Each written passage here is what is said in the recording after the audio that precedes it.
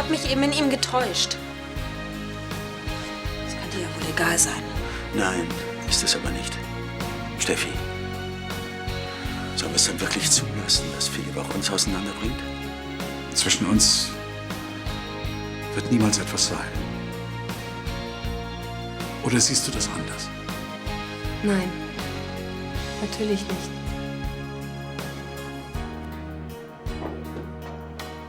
Alexa, nein! Sie haben es hier total durchgeknallt. Ich wollte...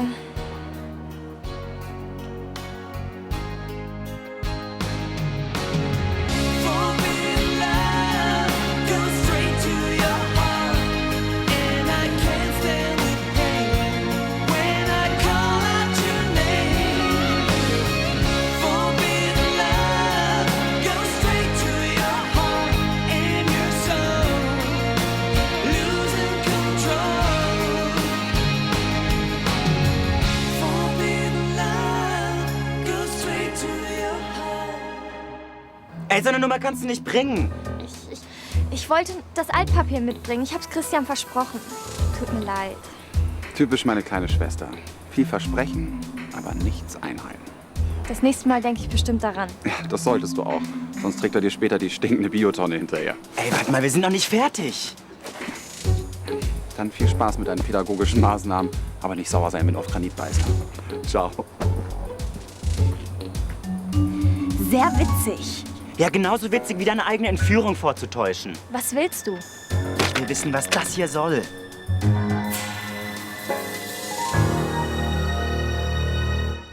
Entschuldige. Ich war so bescheuert. Philipp hat uns alle getäuscht. Ja. Aber du bist wie ein Vater für mich. Ich hätte dir glauben müssen. Ach, weißt du, in jeder anständigen Familie kommt es schon mal zu Zerwürfnissen. Und an unserem Zerwürfnis trage ich ebenso viel Schuld wie du, mindestens. Danke. Kannst du mir noch mal verzeihen? Wenn du mir verzeihen kannst. Du hast mir gefehlt. Ich hab dich auch so vermisst. Wie wär's? Elisabeth und ich gehen morgen frühstücken. Gehst mit? Gern. Willkommen daheim.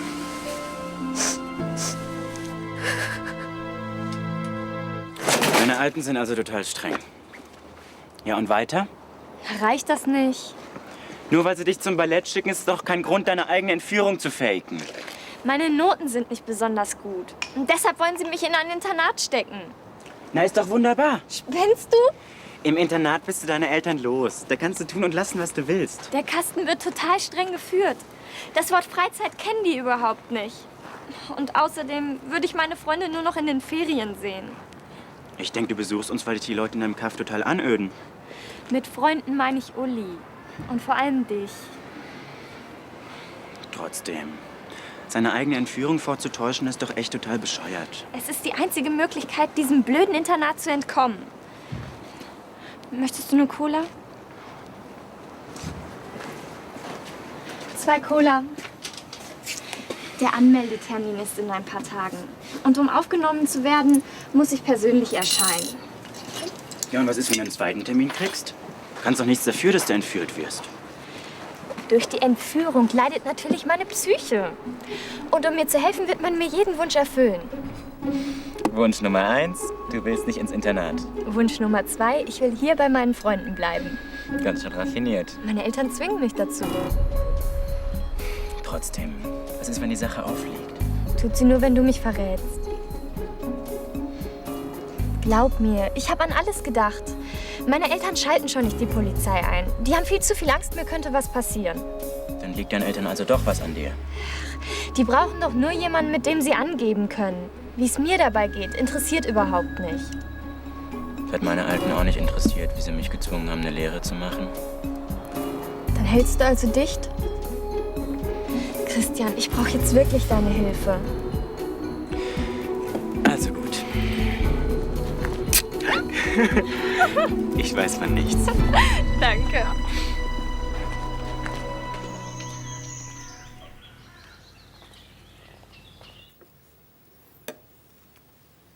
Oh nein, danke.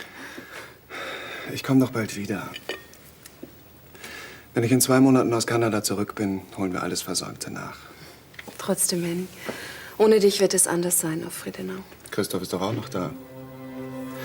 Und vielleicht findest du ja trotz deines Lehrauftrages die Zeit, mich mal zu besuchen. Hoffentlich. Also, kein Grund, den Kopf hängen zu lassen. Du kriegst es schon hin. Ja. Was hältst du davon, wenn wir heute Abend im Schneiders noch mal richtig schön essen gehen? Gute Idee. Aber bitte keine Abschiedsfeier. Feiern wir lieber, dass du in 2 Monaten wieder da bist. So gefällst du mir schon wieder viel besser. Mein kleiner Stern. Sagen wir gegen 8? Gut, dann lasse ich uns einen Tisch reservieren. Okay. Obwohl, Christoph könnte ein bisschen Abwechslung auch nicht schaden. Was meinst du? Ja, er sieht ziemlich abgespannt aus.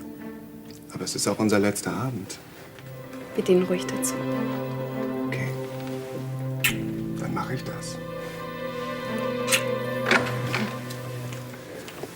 Guten Morgen. Guten Morgen. Morgen. Wir haben gerade von dir gesprochen. Ach, das Los eines jeden, der abwesend ist. Keine Angst, wir haben nicht gelästert. Caroline und ich gehen heute Abend im Schneiders essen. Kommst du mit? Ihr wolltet denn euren letzten Abend nicht wenigstens zu zweit genießen? Dem familiären Teil folgt ein privater. Ja, dann kann ich ja wohl nicht Nein sagen. Nein. Darf ich? Gerne, danke. Guten Morgen. Danke so. Bitte schön. Danke.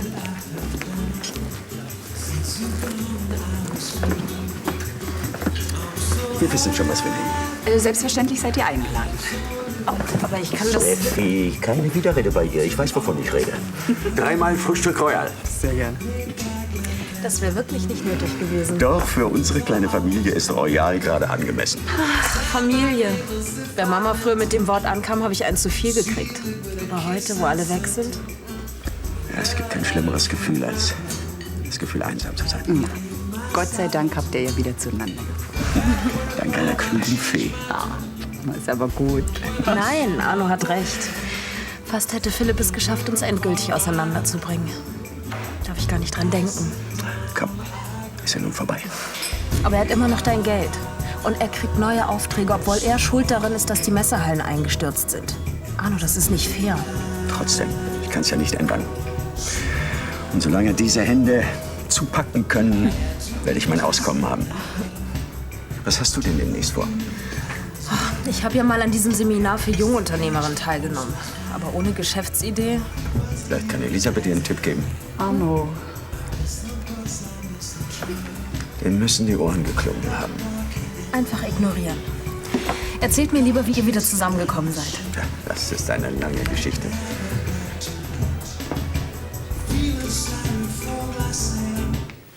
Ein Anruf aus Kanada. Soll ich durchstellen? Nein, bitte legen Sie es in die Bibliothek. Gut. Ihr entschuldigt? Es scheint dringend zu sein. Schließlich ist es da jetzt mitten in der Nacht. Ja, also dann. Die Arbeit ruft. Willst du dir nicht mal eine andere Ausrede einfallen lassen? Aber Oder glaubst du, ich merke nicht, dass du von mir davonläufst? es ist unsere Abmachung. Ja, aber es war nie die Rede davon, dass du panisch den Raum verlässt, sobald wir alleine sind. Aber du weißt genau, wie schwer mir das fällt. Christoph! Caroline, wir sind es Henning schuldig, dass wir uns aus dem Weg gehen. Aber trotzdem musst du mich nicht wie eine Aussätzige behandeln. Es tut mir leid, wenn du das so empfindest. Christoph, bitte! Caroline, ich bin doch auch nicht glücklich über diese Einladung. Aber was soll ich denn tun, wenn mein Sohn mich am Vorabend seiner Abreise einlädt? Absagen? Dieses Essen war nicht meine Idee. Das habe ich auch nie behauptet. Guten Morgen. Hallo. Ihr entschuldigt mich. Was ist denn los? Nichts. Ich bin's. Was ist das denn? Ist das hier ein Lesezirkel? Nur wer sich im Leben bildet, kommt weiter und muss keine Nachtschichten schieben. Toller Tipp. Den Weg kannst du dir sparen. sag bloß, ihr habt schon wieder alles aufgefuttert. Ich war gestern noch einkaufen. Aber ihr seid ja wie die Raupen. Oh, ein netter Vergleich, wirklich. Ja, dann müssen wir heute noch mal los. Ach, du pennst doch schon beim Griff ins Kühlregal ein. Dann geh du doch. Ich bin aber nicht dran. Ich auch nicht. Okay, dann... Ich komm trotzdem mit. Und vergesst nicht, Orangen mitzubringen zum Auspressen. Geht klar.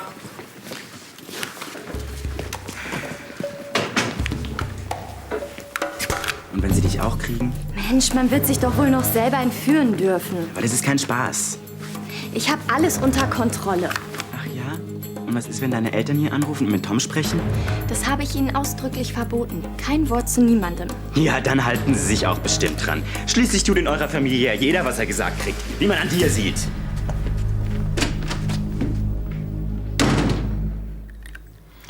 Danke, Christiane. Haben Sie noch einen Wunsch? Also es bleibt wirklich dabei. Heute Abend im Schneiders. Danke. Kein Problem. Aber was ist, wenn ich nächstes Mal keine Zeit habe? Ja. Henning wird nicht ewig in Kanada bleiben. Solche Treffen sind praktisch vorprogrammiert. Ich denke, ich hoffe, dass Christoph und ich in den nächsten Monaten endlich lernen, wie zwei vernünftige Menschen miteinander umzugehen. Und wenn ihr eure Gefühle nicht in den Griff bekommt? Tja. Henning wird Verdacht schöpfen, wenn Christoph dir ständig aus dem Weg geht.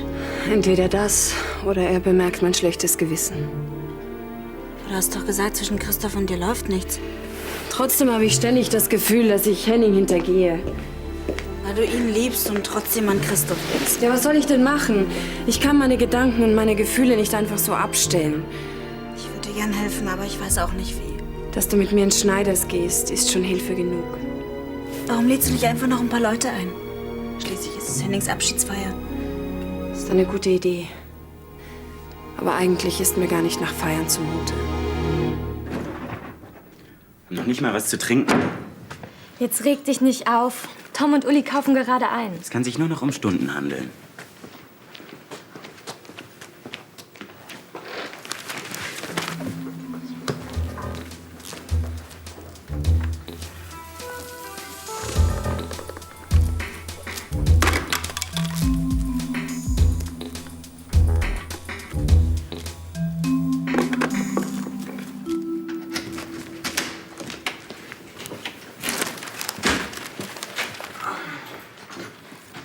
Da seid ihr ja endlich. Christian erwartet euch schon sehnsüchtig. Er stirbt vor Durst. Komm, den Rest übernehme ich. Oh, ich hau mich erst mal aufs Ohr. Gibst du mir vorher bitte die neue Fernsehzeitschrift? Hast du? Nee, du? Jetzt sagt bloß, ihr habt das Programm vergessen. Sieht so aus, ja. Wenn es heute zu kaufen gibt, dann haben wir heute den... Oh, toll. Ich muss noch mal ins Krankenhaus. Da warst du doch gerade erst. Ja, aber mein Chef hat heute einen Vortrag. Und wenn ich da fehle, sieht das blöd aus. Naja, du kannst ja immer noch schlafen, während er redet. Eben. Und wenn du erst noch telefonierst, kommst du noch später. Nicht, wenn ich mir vorher ein Taxi rufe. Unten reinsprechen, Herr Dr. Seifert. Ja, was? Das Telefon ist aber tot.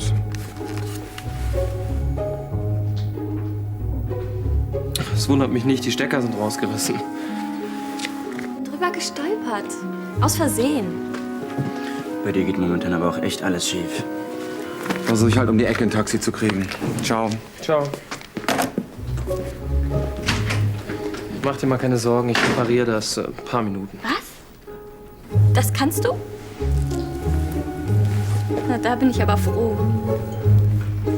Ja, wollen wir? Ja, jetzt haben wir fast den halben Tag hier verbracht. Und? Wir haben uns doch nicht gelangweilt. So, drei Champagner? Das muss ein Irrtum sein, oder hat jemand von euch? Nein. Der Herr in der Theke war so frei. Erlauben Sie.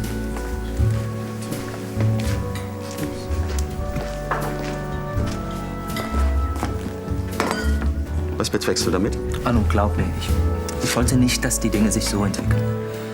Es tut mir leid, was passiert ist. Leid? Ja, wirklich. Ich wollte niemandem schaden, im Gegenteil. Die Messehallen sollte mein Aushängeschild werden. Deshalb hast du ja auch. Sobald du wusstest, dass der Bau einstürzen würde, die Firma ganz schnell an mich verkauft. Ja, woher sollte ich wissen, dass sowas passieren würde. Ich habe dir gesagt, dass das Fundament verstärkt werden muss. Und ich dachte, es geht auch ohne. Das war mein großer Fehler. Was dich nicht daran hindert, mich weiterhin zu beschuldigen. Oder großspurig dein nächstes Projekt in Angriff zu nehmen. Dieser Kinoauftrag ist wichtig für mich. Weißt du was? Werde glücklich damit. Aber lass uns in Ruhe, ja? Warum können wir nicht einfach unser Privatleben und Berufsleben trennen? Philipp, wir beide können überhaupt nichts mehr miteinander. Das Gleiche gilt übrigens für Steffi, also gib es auf. Wieso willst du verhindern, dass Steffi und ich wieder zusammenkommen? Geht es dir nur darum, über mich zu triumphieren? Triumphieren? Über dich? Gib zu, Arno. Danke für den Champagner.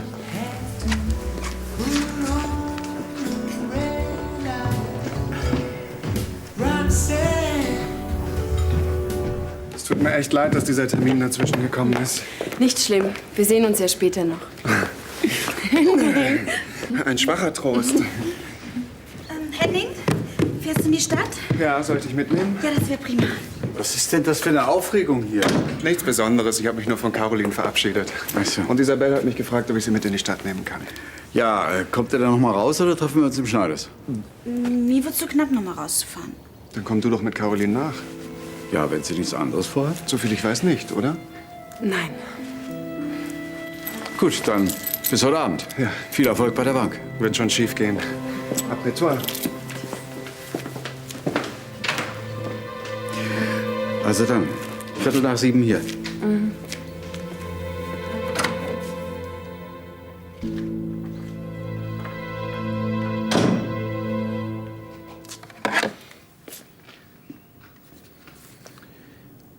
Funktioniert wieder einwandfrei. Sicher? Beim nächsten Ton ist es. Danke. Du hast was gut bei mir. Ich komme bei Gelegenheit drauf zurück. Fehlt außer der Fernsehzeitschrift noch irgendwas? Nicht, dass ich wüsste. Gut, dann besorge ich eine. Ach, es kann ein bisschen länger dauern. Ich will Tom noch im Krankenhaus abholen. Tschüss, ihr zwei. So ein Schwein kannst aber auch echt nur du haben. Ich hätte dir nicht abgenommen, dass du übers Telefonkabel gestolpert bist. Weil du ja auch was auf der Pfanne hast. Findest du? Das war doch gerade der beste Beweis. Tom und Uli checken rein gar nichts. Trotzdem war das eine Schnapsidee. Die Idee war gut. Ich konnte ja nicht ahnen, dass Uli handwerklich so fit ist. Selbst wenn du den Apparat hier für ein paar Tage lahmgelegt hättest. Was ist mit denen im Krankenhaus? Mist, die habe ich vergessen. So viel zu, die Idee ist gut. Und überflüssig. Meine Eltern halten sich bestimmt an die Abmachung und reden mit niemandem. Sie werden den Schrieb nicht mal ernst nehmen. Und warum nicht? Du hast vergessen, Lösegeld zu fordern. Lösegeld? Wieso? Sowas wollen Entführer normalerweise. Es sei denn, sie haben ein Opfer wie dich. Dann zahlen sie nämlich noch was drauf, um es wieder loszuwerden. Verdammt, du hast recht. Weißt du, was du jetzt machst? Du rufst deine Eltern an und klärst sie über alles auf. Anrufen? Kannst du das nicht machen? Was, ich? Ja. Ja, und was soll ich denn sagen? Wenn sie ihre Tochter wieder haben wollen, müssen sie zahlen. Vergiss es!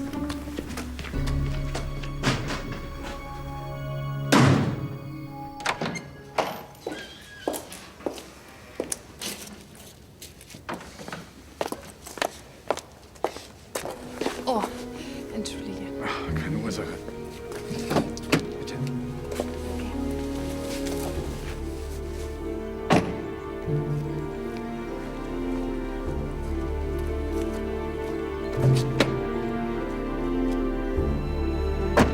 Ich kann auch mit meinem Wagen fahren, wenn es dir lieber ist.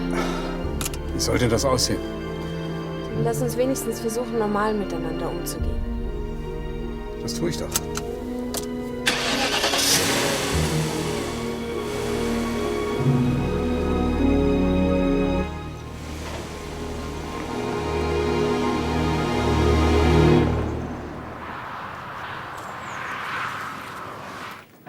Um nochmal auf das Thema Ich habe zurückzukommen. Nein gesagt. Und ich dachte, du bist mein Freund. Bei Entführung hört die Freundschaft auf. Es geht doch nur um ein paar Tage, bis der Anmeldetermin für das Internat rum ist. Und wie willst du aus der Nummer wieder rauskommen? Einfach zurückklatschen und sagen, hallo, ist nicht. Ich erzähl einfach. Ich konnte die Kidnapper austricksen und bin entkommen. Wie sah das Versteck aus? Eng und dreckig. Super. Nur zu blöd, dass du in der Zeit, in der du angeblich entführt wurdest, hier rumhängst. Und dass es dafür sogar Zeugen gibt. Du kannst einem auch jeden Plan kaputt machen. Ruf deine Eltern an, sag ihnen, du willst nicht ins Internat.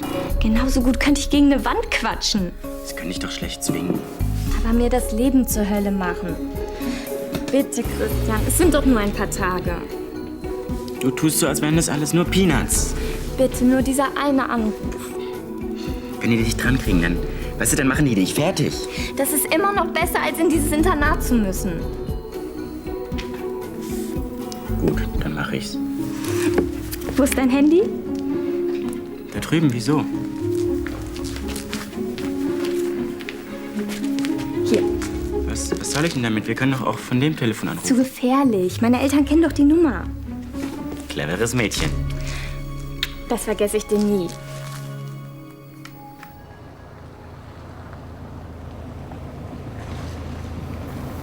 Jetzt sind wir zwar dem Stau ausgewichen, aber wir wissen nicht mehr, wo wir sind. Es ist schon eine ganze Weile her, dass ich diese Abkürzung gefahren bin. Ich weiß nicht, ob mich das beruhigt. Dieser Weg führt auf die richtige Straße, da bin ich ganz sicher. Und wenn du mir nicht glaubst, ich zeige es dir.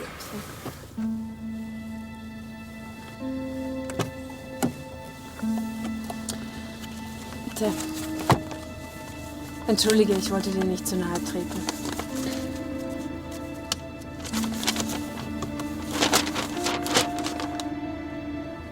Du hattest recht. Wir hätten an der letzten Kreuzung links wegfahren müssen. Wenigstens umfahren wir den Stau weitläufig.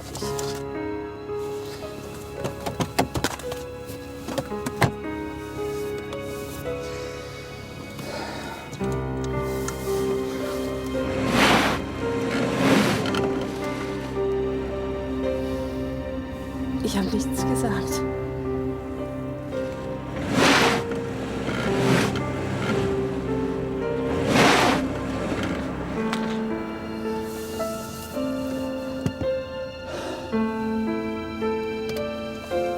Wir stecken fest.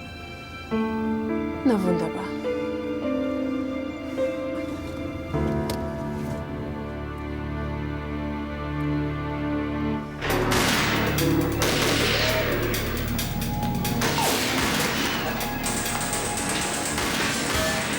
Okay.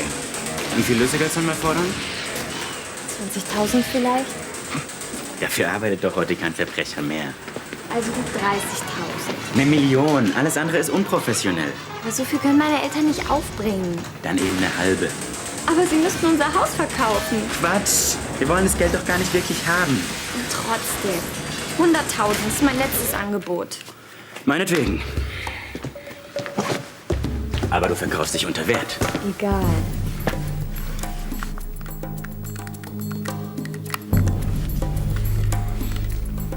Nee, warte. Das machen die in den Krimis auch immer. Sonst erkennt man später deine Stimme. Du bist ja raffiniert. Seifert? Hallo, wer ist denn da? Mach endlich, sag was. Mach schon. Hallo? Ich kann das nicht.